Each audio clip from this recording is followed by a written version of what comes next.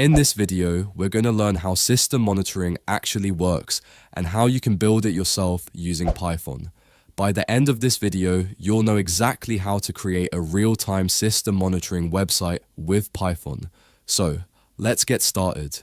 Before we start coding, there are two Python libraries we need. One of them is psutil, which gives us access to system and process information, and the other one is Streamlit, which allows us to create web applications using only Python. I've already installed them, so I won't run the installation command again, but make sure you have them installed before continuing, so everything works smoothly. Let's start with something simple but very powerful: CPU cores. Here, we're asking the system how many logical cores it has and how many physical cores actually exist on the machine. This distinction is important because logical cores include things like hyperthreading, while physical cores represent the real hardware. When you run this, you'll see two numbers in the output. The larger one shows the logical cores and the smaller one shows the physical cores. This gives us a clear picture of the CPU structure before we move on. Now that we know how many cores we have, let's see how busy the CPU actually is. In this example, we're measuring the CPU usage in real time. The output is a percentage value, very similar to what you see in Task Manager.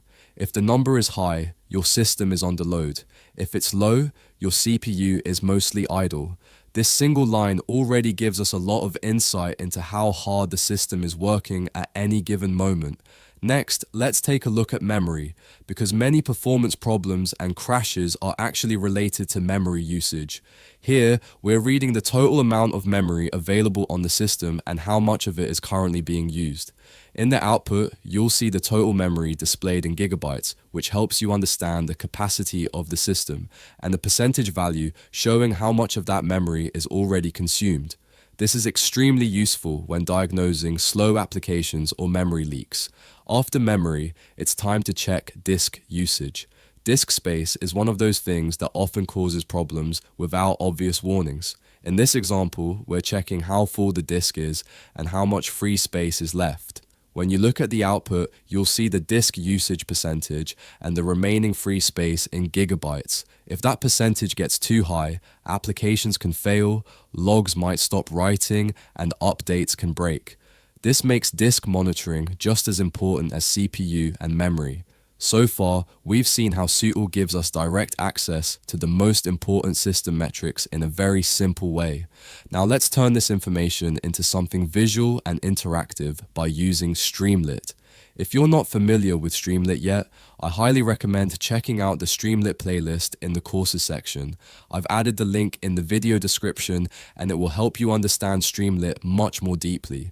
The first thing we do in our Streamlit app is configure the page. We set the title, the icon, and the layout of the application. Then we add a title that will be displayed on the page. Let's run the application and see what happens.